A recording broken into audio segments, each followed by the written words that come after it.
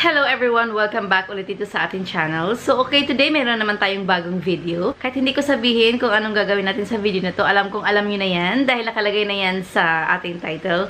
So, ayan guys, disclaimer lang guys, hindi ako makeup artist o professional makeup artist or guru o ano mang itawag niyo dyan. Ang ipapakita ko sa inyo ngayon guys is just my style, it's just my idea. So, if you don't like my style and idea, so next video ka na lang muna. And if you like my style, please give me thumbs up and subscribe to my channel. If you wanna know how to achieve this look guys, so just keep on watching. Every single day I'm gonna make something great.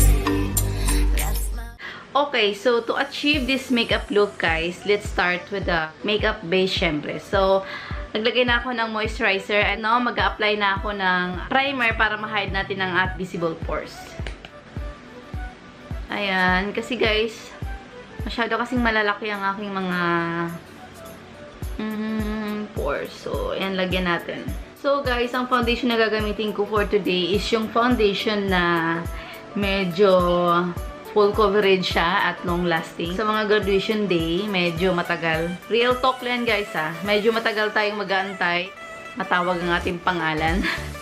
So my foundation for today is itong Maybelline Super Stay Full Coverage 24 Hours Foundation guys. Ayan. Ayan.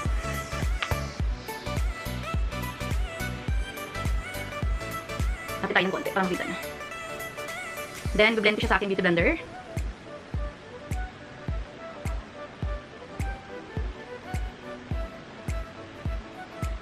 Drag siya sa baba.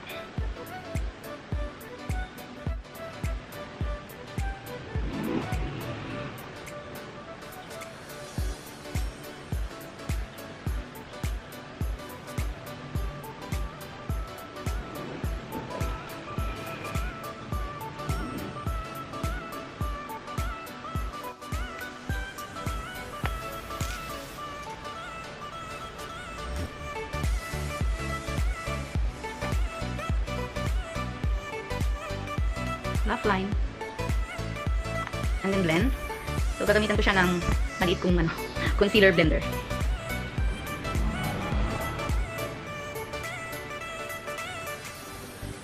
So, lagyan ko na rin dito guys para hindi na tayo maglagay ng concealer mamaya pag nag-apply tayo ng ng shadow.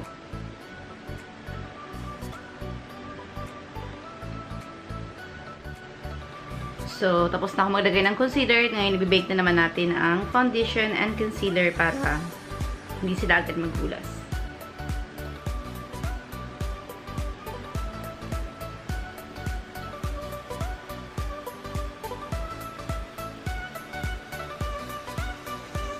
Saka ko na rin yung ilong ko guys kasi pawisin. Masyado siyang pawisin. And then, dito sa aking neck. Okay, so, ayan. Magkikilay na tayo. Kasi natin siya ng konti dito sa baba. Ayan.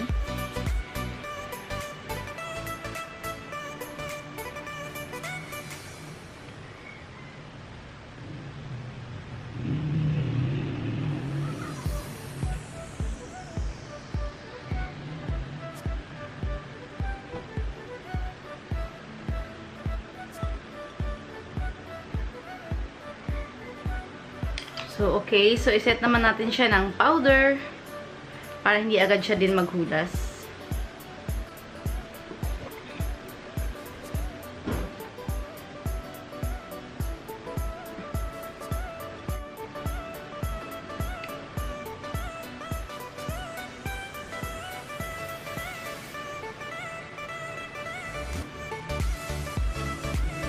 Okay, so kailangan natin siyang lagyan ng eyebrow gel na clear lang para magbo-volumize siya.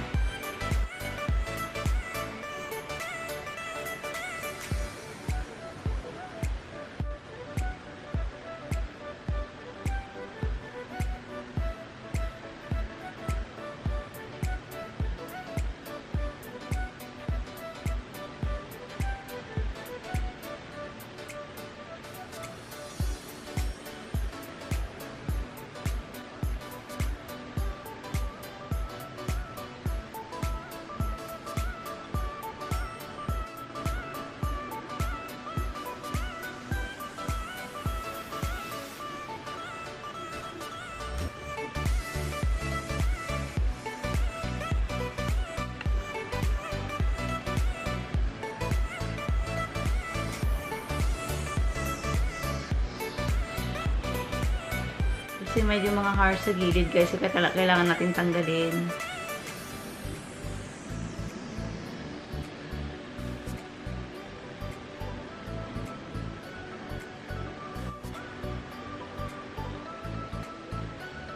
Ayan.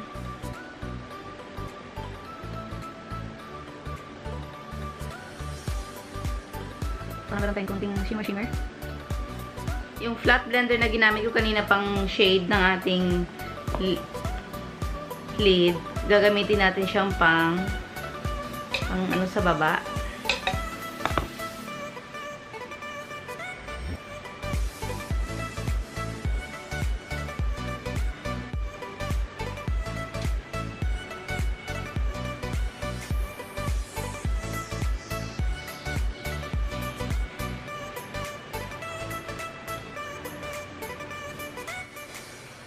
So, lalagyan natin ng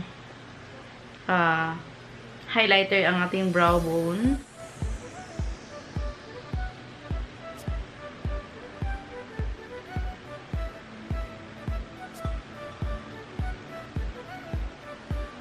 Okay. So, now let's proceed to the eyeliner. Maglagay tayo ng kunting eyeliner kasi maglalagay tayo ng false lashes. Ayan, naglalagay tayo ng eyeliner.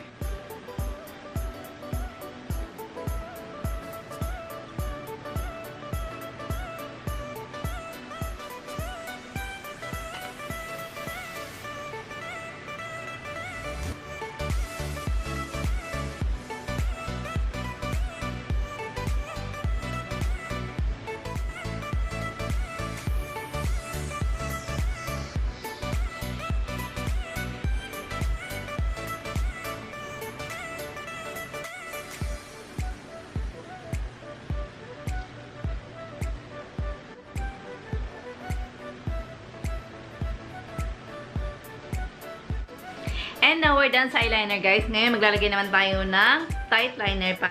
So, ayan. Nangat lang natin ng konti. Ayan. Sa kabila.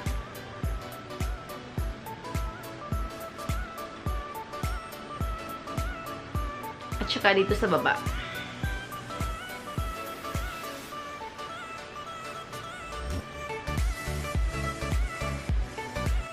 So, tanggalin muna natin ang ating powder na binig kanina.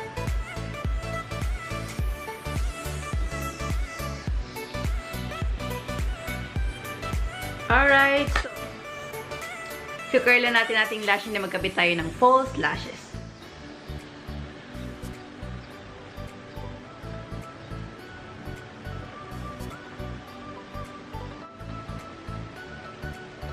Konti lang naman. So, ayan guys, we're done sa ating false lashes. And now, maglalagay tayo ng powder para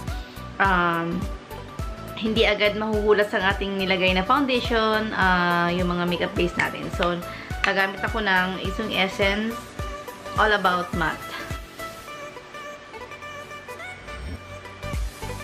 Lamit natin sa tenga, sa neck, sa ilong. So, okay with that. Let's proceed to the contour of the nose. Pinakababa ng kilay, pababa.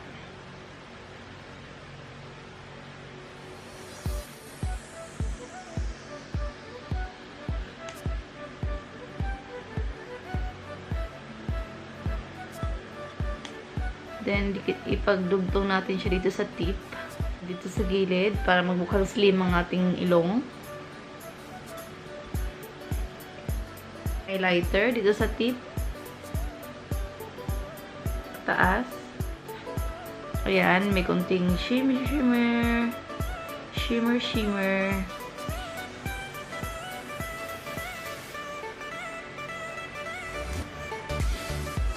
Kuha tayo ng brush. Dip lang natin. And then tap. Ayan.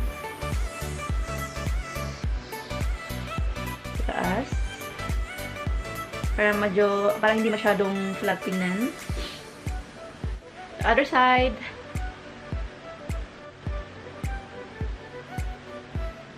Mababa siya guys, talaga. ko alam kung na-lustrade na siya o what. And then sa ating Joe. And now, let's proceed to the blush. At ang blush na gamitin ko is from BLK. In the shade of Pinch.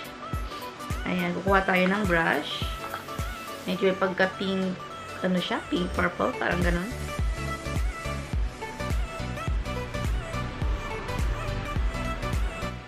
Blend natin mabuti para hindi tayo magmukhang sinampal. Let's proceed to the lipstick. So, gagamitin kong lipstick is itong L'Oreal na Rubz. Para hindi agad-agad matanggal. Lalo pag kumain tayo at uminom tayo ng water or mga anumang drinks dun sa event.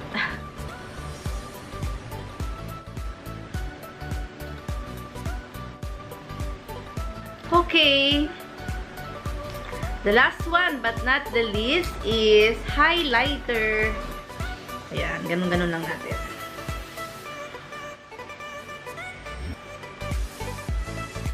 Visible. Pero may glow naman.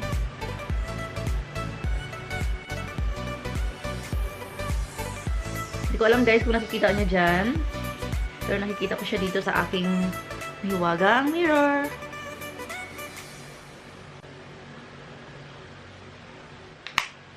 Ayan, we're done!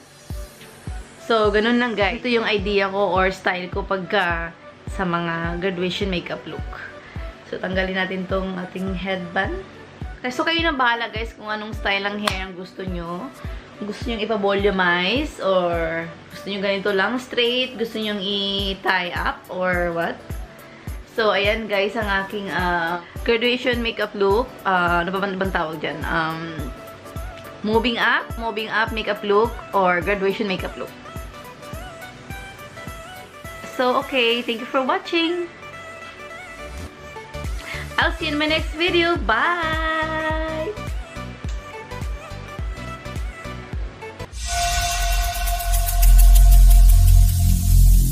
Every single day